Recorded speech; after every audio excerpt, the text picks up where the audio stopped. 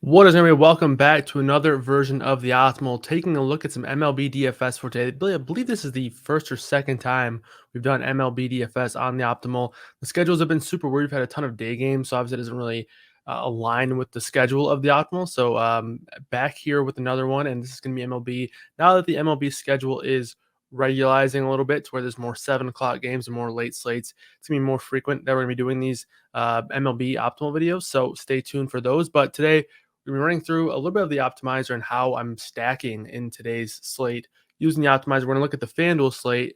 I know a lot of you guys play DraftKings, but the stacking thing is basically the same for both sites. The only thing that really changes is the sizes, and we'll do some DraftKings slates later on. But I feel like everyone does DraftKings slates for every slate ever, and I get it. But we're going to do FanDuel today, so stay tuned for that. We're going to talk pitchers and stacks in today's Optimal. It's going to be about 10-15 minute video. If you guys have any questions, find me on Twitter, DM me at KMRDFS. You can see it on the bottom corner there, or hit me up in the Discord over at the FTN Daily Discord. If you're not in the FTN Daily Discord and you're a sub, you're missing out, but it's really easy. Just go to the site, hit the chat button up at the top, and that will take you right to the link that you need to be at.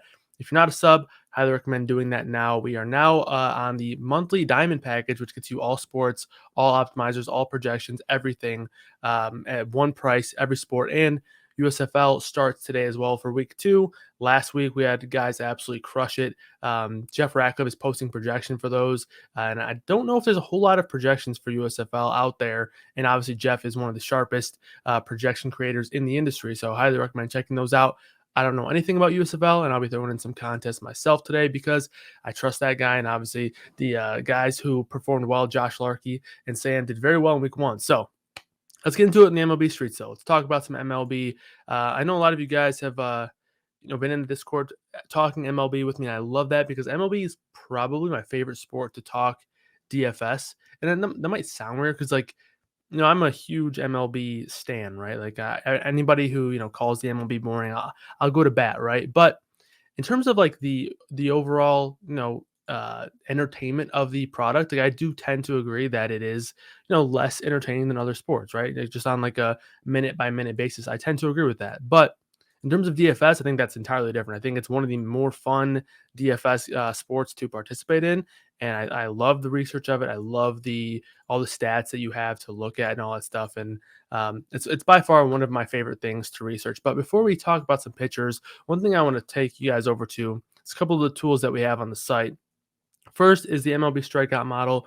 Check that out every single morning. The first thing I do is honestly check out that model. I like to see what Alex has looking at in the morning while my stuff is loading up, and then the MLB stacking model. So right here, in my humble opinion, these are two of the really only things that you need. Let me refresh this site here. But when you're talking about MLB DFS, it's pitchers and it's stacks. Like you don't necessarily need to get like overly concerned with individual hitters. Like sure, it's going to matter a ton. Like when you're talking guys in those stacks, you're going to want the best possible options, right? But in terms of how successful you're going to be predicting if the fifth hitter in the lineup is going to have a better day than the sixth hitter in the lineup, it's probably not going to be like day over day all that indicating, right, in terms of who's actually going to be performing better. So with that being the case, it's very important to focus on just the overall stack, the overall team. And then after that, dive into the hitter matchups and then figure out which hitters you want to prioritize. And a lot of that's going to come down to price and stuff like that as well. So make sure you're keeping that in mind there. But that's two things that I think are the most important for DFS when you're starting research, right? So let me refresh this page real quick here.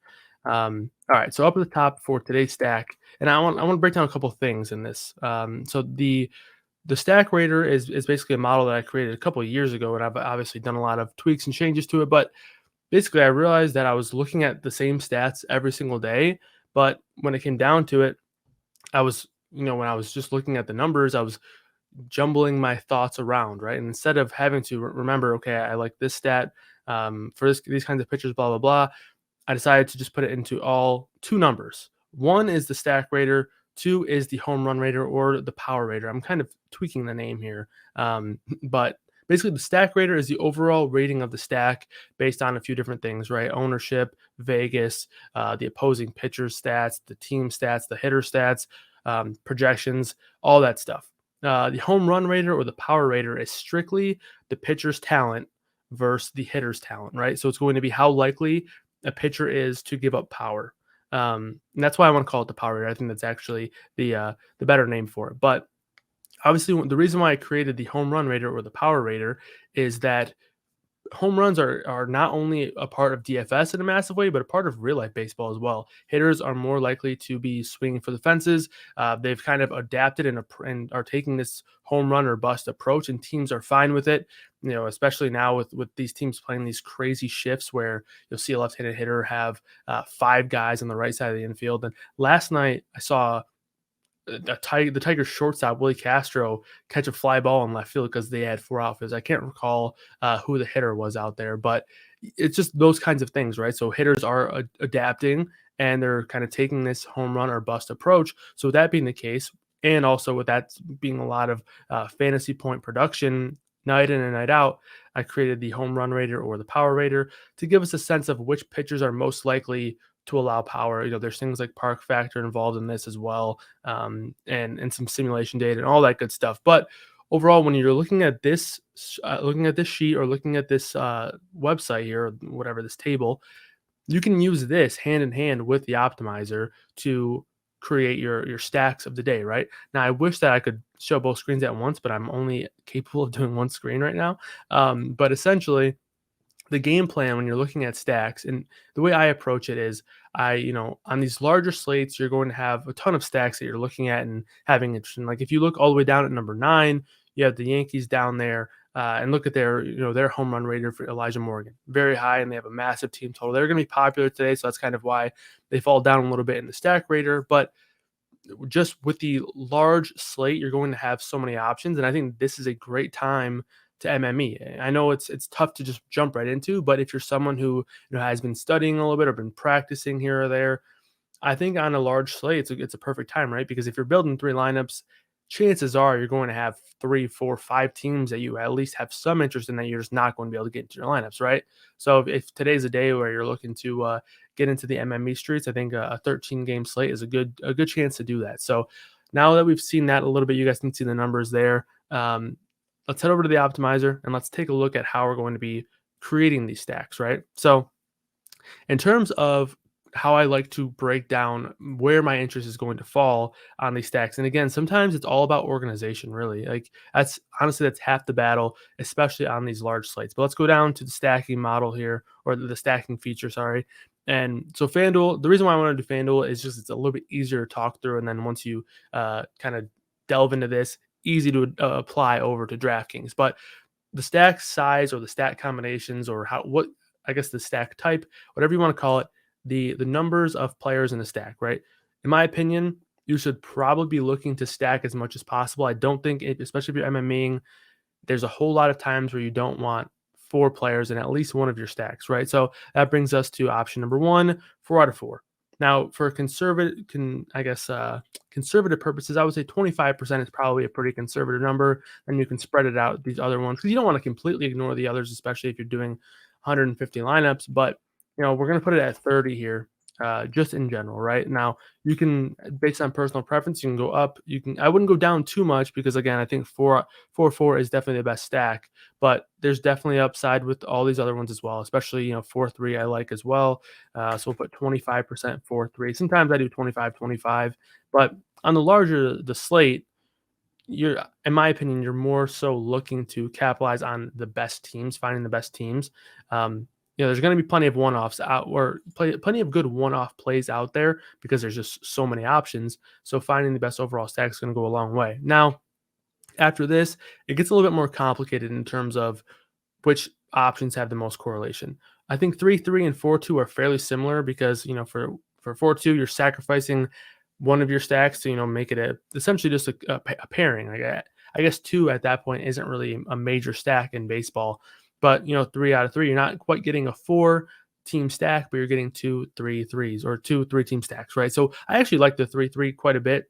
4-2 I think is fine as well. So we'll go 20 and 20 each here.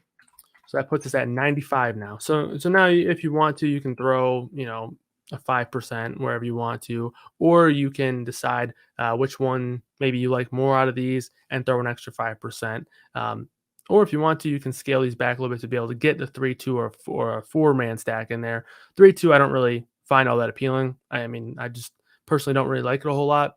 And then so for what I'm going to do on this stack or on this slate, as I'm going to add 25% more, or sorry, 5% more to get to 25 on the 3-3, right? So now that we have our 100% of stacks, right? Make sure this number is totaling 100%, and that's a thing that's going to be important. You want to make sure that you're totaling 100% with all of these total numbers, right?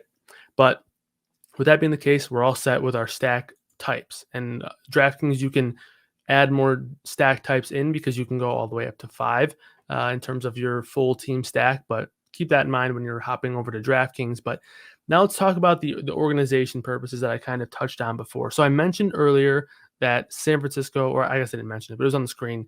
San Francisco was the number one stack on the board in terms of the stack model. So let's go ahead and throw them in there at 20% for now. On smaller slates, that number is probably going to be bigger. And then in terms of the secondary stack, this is going to change, and we'll talk about that in a little bit. But just for the sake of simplicity, we're going to leave it at 20% on both. Nice round number, easy for my slow brain to add that math up quickly, hopefully. But now let's talk the number 2 team. So that was Miami against Kyle Wright, who's actually had a pretty good year so far, and their team total is pretty low. So my model is taking a pretty big stand on Wright just not being that good. Last year he wasn't that good in a fairly small sample, but I'm okay with taking that stand against Kyle Wright. I don't think he's an overly talented pitcher, but he did burn me last start for him. So Miami's number 2, so we'll put them at 15%. And you have Detroit at number 3. Again, not that great of a team, but going against a very, very bad pitcher in Antonio Senzatela. But it'll be interesting to see how he performs outside of Coors, in a big ballpark in Detroit. Potentially could help him a ton there, but again, I don't think he's a very good pitcher. And there's some interesting bats here in the Detroit lineup. But number 4 was another bad Baltimore lineup. So again, we're talking some bad lineups here for four out of the 5 or 3 out of the 5 top lineups in the stack rater are pretty bad teams. So that doesn't make me feel great. But one thing I wanted to touch on is I think there's 2 things that are very important when you're trying to figure out your overall stack exposures. It's one, how many teams you want to include. I talked about this quite a few times on live streams throughout the course of the year so far. But if you're playing a 4, 5, 6, maybe even 7-game slate and you're doing 150 lineups, it really doesn't make sense to not have exposure to every team. I know some people who, even on a 13-game slate, will try to get exposures to every single team possible, right? Me personally, on a 13-game slate, I tend to not do that just because there's so many teams that you're going to like that have stronger probability of performing well. Like, I don't really want to take a chance on, let's say Minnesota against Michael Kopech. Like, that's not something I'm really looking forward to doing a whole lot. And again, like, I don't think that that's like a smash spot for Kopech or anything like that, but I'm just using him as the example. But let's say it was, in today's case, Verlander's facing Toronto, but let's say, Verlander was facing the Mariners. Like, I probably just ignore the Mariners and move on, and whatever elite pitcher I think is going against a team I'm just not overly interested in, probably just don't involve them, right?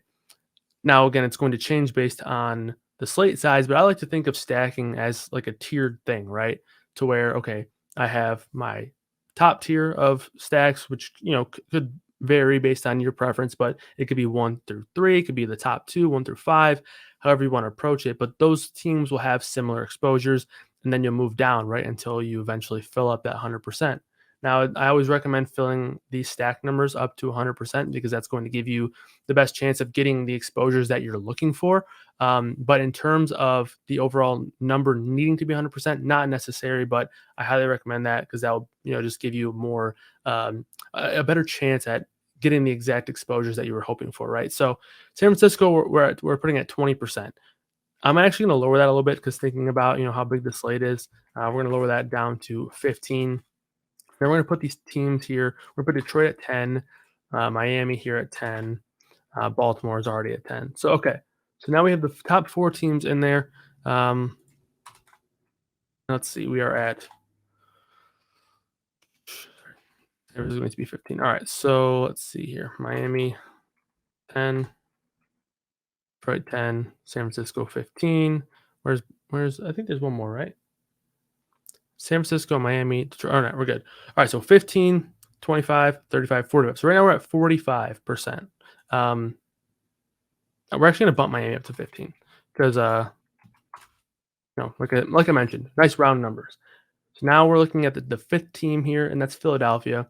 Now, so as you can see here, I'm kind of looping in San Francisco and Miami as like the top tier, which at the end of the day, like, I'm probably not overly excited to see like Miami be my stand of the day. And again, I'm recording this super early. I haven't even done like a ton of research yet. So this is just more so the process of doing the stacking feature. I'm just looking at the stack model. But keep that in mind. Like, I'm not saying go and use Miami as your favorite stack of the day. I'm just using this for example's sake, right? San Francisco, on the other hand, I do really like. But we'll talk about that in a little bit. All right, so now fifth team on the board, which is very interesting for me, is Philadelphia going against Freddie Peralta, who Freddie Peralta was fantastic last year, has been not only bad this year, but absolutely abysmal. Philadelphia themselves haven't really been that great either. I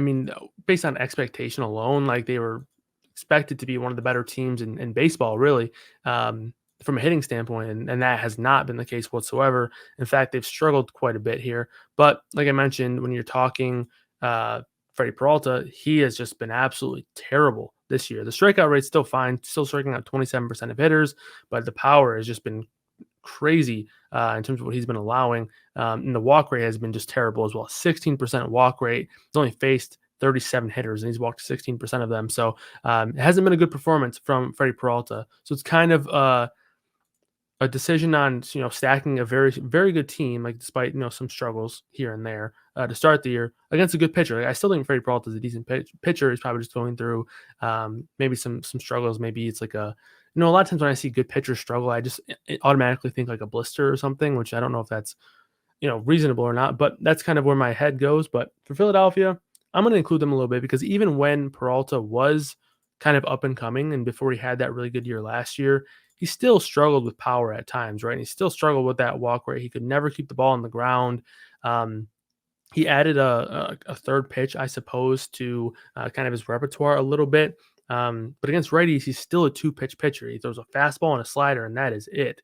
So if you find some right-handed hitters who hit the slider well, that could go really well for him, right? Someone like Nick Castellanos who hits sliders very well against righties, Rhys Hoskins as well. So overall, I think that this is a pretty good spot for Philly. And I'm curious to see where they come ownership wise. I don't think it'd be very popular, but I do want to add them in. And I know I wasn't going to really talk about why I like certain stacks a whole lot on this video, but I just did.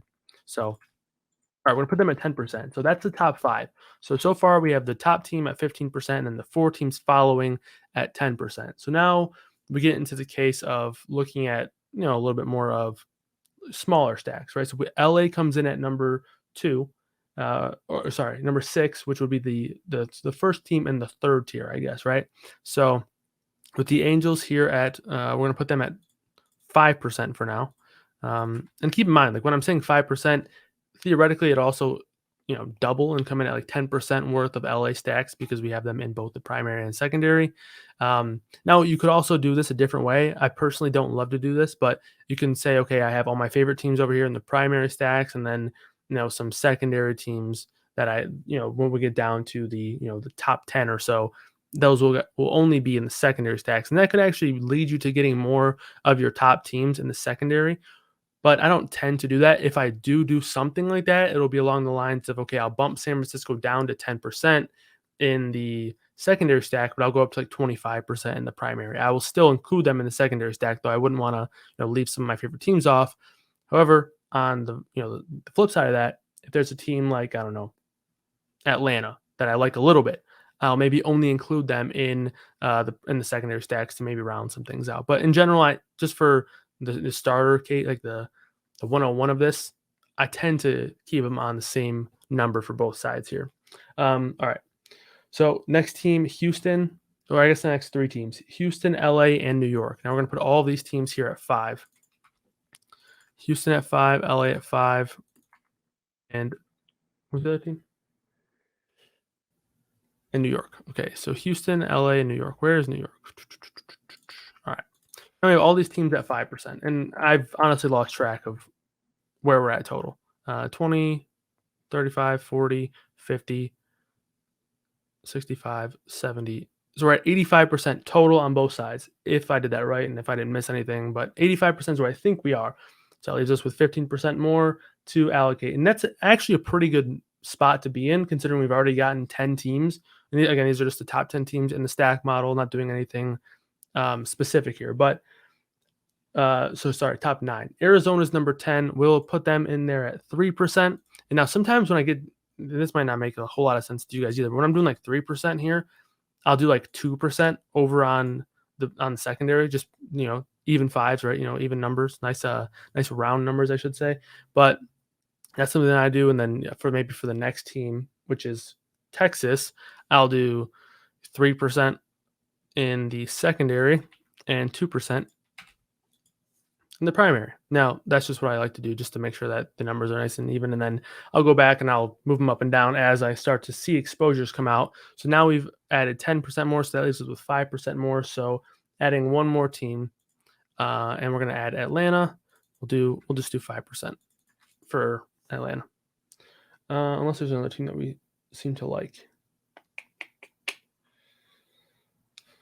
Nope. All right, we'll go with that. All right. So now we're at 100% for all of these stacks, right? And again, you're going to run lineups and you're going to see more exposures as the lineups kind of get churned out and all that good stuff. But this is kind of just a quick example of how I like to use the stacking model in the optimizer to help me organize and decipher the top stacks of the day and which ones I like. And again, obviously always do your research, always go to the articles and see who people are on for top stacks and maybe move it up and down that way. But just for a quick reference, I just use the stack model and do them in based on tiers. But I really like the concept of using the tier process for stacking, especially on these large slates when you're talking, we got 12 teams that we're stacking here, right?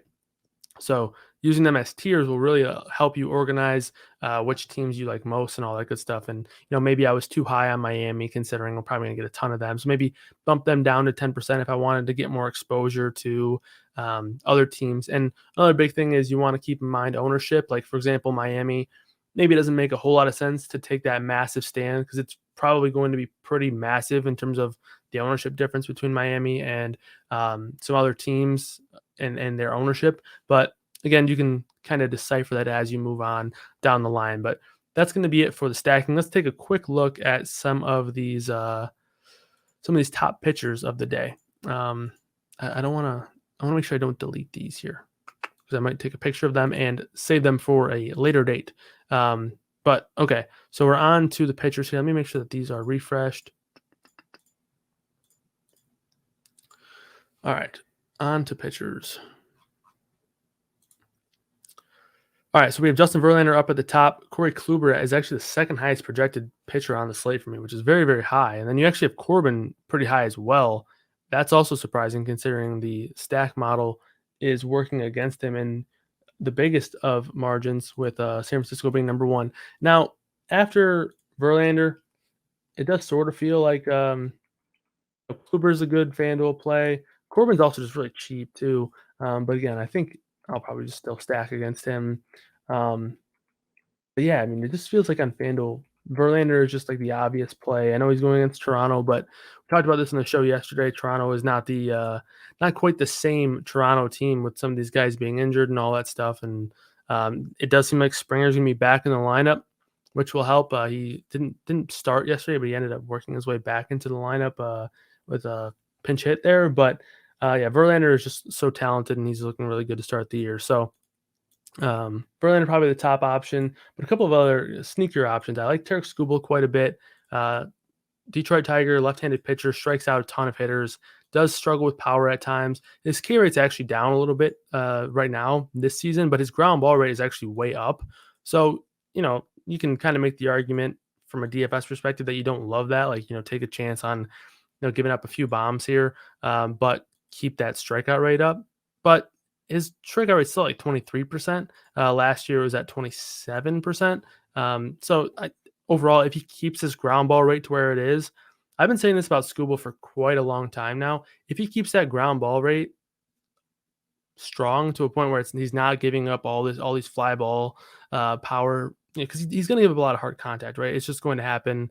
Um, Pitchers give up a lot of hard contact when they have not necessarily a ton of velocity, which he doesn't necessarily throw hard, but he has like a 95-mile-per-hour sinker.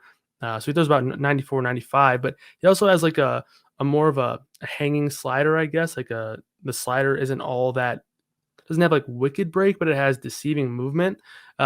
So when pitchers who at times can struggle with that, like the pitch is a strong pitch, but when it gets hit, it's going to get hit hard, right? That's how kind of all of his stuff is. But people tend to struggle to hit it. His whip percentage is very, very high. His strikeout rate is very high. So if he's going to be able to keep the ball on the ground, I think he's going to be a fantastic pitcher. I already think he's very good, and I think he's extremely underrated. But he's a guy that I like quite a bit.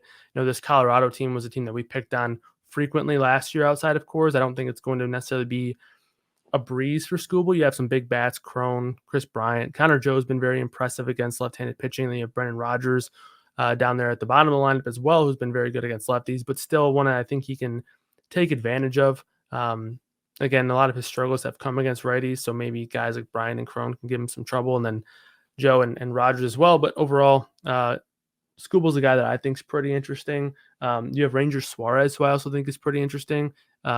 Not quite the start that I would have hoped for him, but he's another guy that I'm overall very high on. The matchup here is one that I think is very good for him, actually. I know that you have some guys in this lineup that hit lefties very well. You have Hunter Renfroe, Andrew McCutchen, Willie Adames. You're even going to have Mike Brosseau at the bottom of the order, but you have a lot of strikeouts in this lineup as well. It's looking like 6 guys with the 22% K rate or higher against lefties. So, and Suarez is another guy who very impressive in terms of his strikeout rate, along with his very strong ground ball rate. Like, it's something that Skubal, if he gets to a point where he's having a 60% ground ball rate like Suarez did last year, it's going to turn into some very, very good pitching. And Suarez is kind of there, and his power prevention numbers are honestly some of the best on the board so far. When you're looking at the last couple of years, so really like Suarez quite a bit. And if you go over to the stack rater, he has the best power rater number, or the lowest. So he is the best at preventing power according to my model on the entire slate, which is very, very impressive here. But Suarez and Skubal and Verlander are probably the 3 guys that are on my board that I have the most interest in as of now. But make sure you're staying tuned for all the live streams and all the articles and all that good stuff leading up to lock. It's only about 2:30 Eastern time, so we still have quite a few moments here until the games begin. But make sure you're checking all that content out. Sorry this video ran a little bit longer, but I wanted to talk some stacking here. As always, we'll see you guys next time. Good luck, everybody. And let's get some big Friday night scores here on the MLB streets. But see you guys next time.